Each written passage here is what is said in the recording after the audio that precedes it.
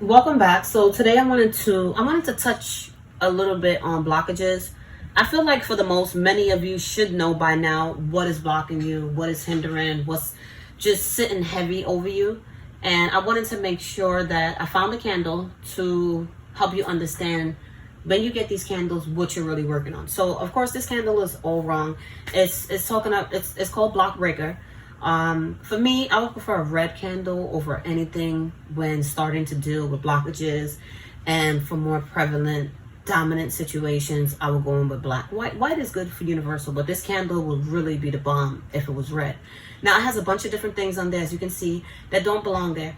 It's talking about business attraction, fast luck, happiness, come to me. It says commanding, money drawn, and love me now. That right there threw me all off. So of course it's just not, the stuff that's on the candle is not good to work with if you're really trying to get rid of blockages. So of course I'm going to take off everything that doesn't belong, because I really do like the candle. I really like that wrecking ball coming in to break things apart. I prefer the candle to say Blockbuster, and when you are really working on your blockages, I prefer you work on people, places, and things.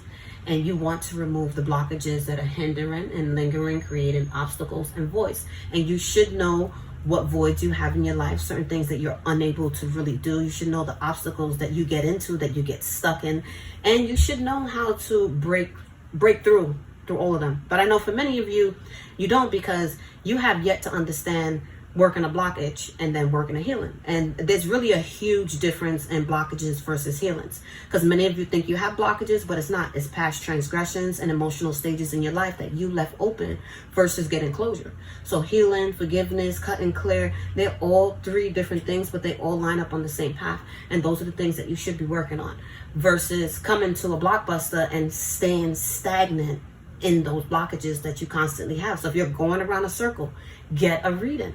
It's really important that you get a reading. It's really important you get a reading with somebody that knows how to read. It's really important that you get a reading with somebody that has experience.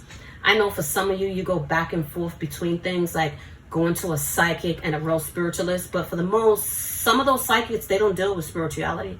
They're not dealing with the heavy roots. They're not dealing with the heavy energy. They're not dealing with saints, ancestors, deities. They're not dealing with the things that you really should spiritually and physically be dealing. They're in that realm of a psychic for a reason. And sometimes when people say they're psychic, they're really not really real on what's happening when it comes down to the full blockages in your life, like what you can do to get past certain things. So if you are looking to start your journey, find a real spiritualist, find a root worker. That's best for you. The psychicness, put that to the side and get a root worker, because he or she will not only be able to read you, but they'll be able to help you work on certain things, make items for you. And you know, not everybody can make items, but for the people that are blessed to make items, it's much easier for you. You can get everything. Because I know a lot of people, they don't make oils, they don't make candles, they don't do readings, so they don't send you to 10 other people to get back to them. And it's like, that's all confusing. You want to be able to work on those blockages. If you need to be healed, that's something you need to do too. That's all separate.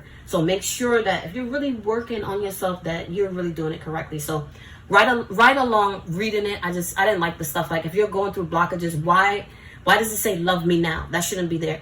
You shouldn't be worried about control and power and manipulation, so that commanding doesn't belong there. If you do have blockages in money, if you do have blockages in love, if you do have blockages with your business, luck, and happiness, that's a different thing. But just the way they're wording it, I just don't like it. So I took everything off that I do not want.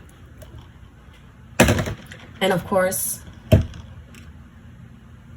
I just scratched off everything with one of my favorite knives, and I just took everything off. So what you're gonna do is this. You're gonna write in Blockbuster, and those little squares are gonna write in different things. So of course, there's certain people, places, and things that are continuously blocking you. So if you get a reading with me, say right now you get a 1-question reading and you ask me, then then I'll be able to tell you if there are any people, if there's anybody responsible, and then I'll tell you, yeah, there's a few people blocking you, there's nobody blocking you, or you may be the one blocking you. But when you want to go into people, places, and things, is there a specific place I'm going that's blocking me? Is there a specific person, or is there a specific thing that I should be aware of blockages? Those are 3 different questions. You always want to make sure that you're clear on the questions that you're asking me too, because I know for a lot of y'all don't really understand what a 1-question reading is. And if you ask me, Magic, is there anyone blocking me? That's one question. And then you ask, is there anyone blocking me? You know, where do they live? How can I find out about them? Does he have a wife? Is he like, you asking too much then. You blocking yourself. You coming in with a lot of confusion. And anybody coming in with confusion to me, I'm going to stop you right where you're at. And I'm either going to help you or I'm going to leave you where you are at. Because not everything tied up needs to be untied. Some of y'all dealing with blockages people put on y'all. Some of y'all dealing with these heavy curses and crosses people put on y'all. And some of them did it with reason.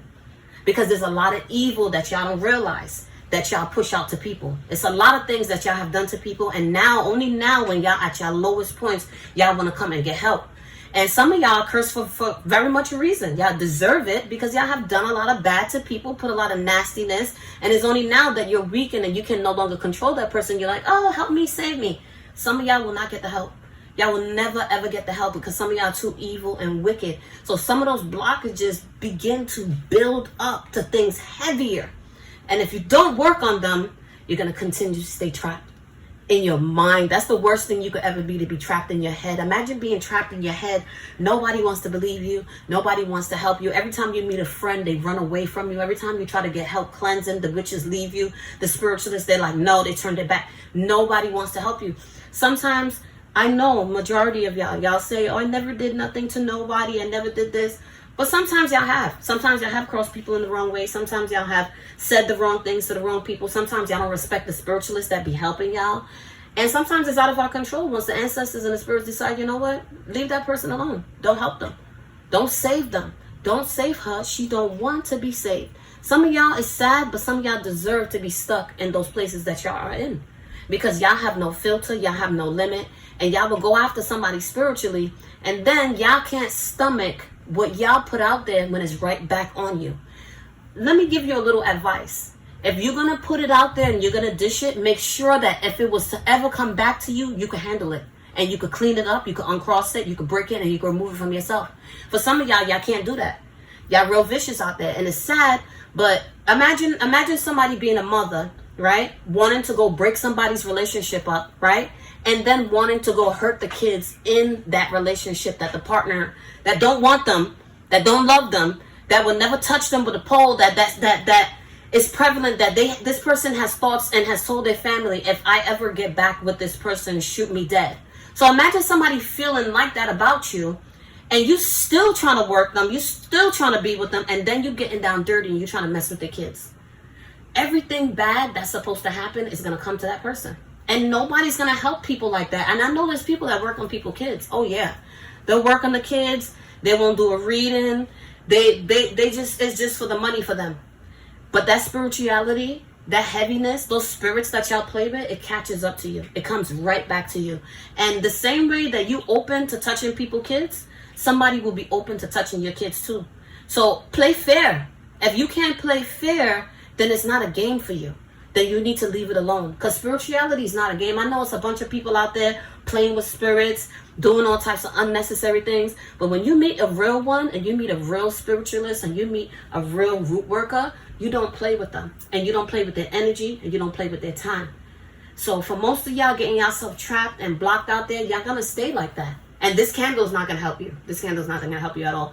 This candle is good for setting up on your altar, within your work that you have already going. And I know for majority of y'all still don't know how to light a candle, still don't know how to pray over it, and y'all still will want to go after them and do things to people and their kids. And it's like, if you have no filter when it comes to other people's kids, do not expect anybody to have a filter for your kids either.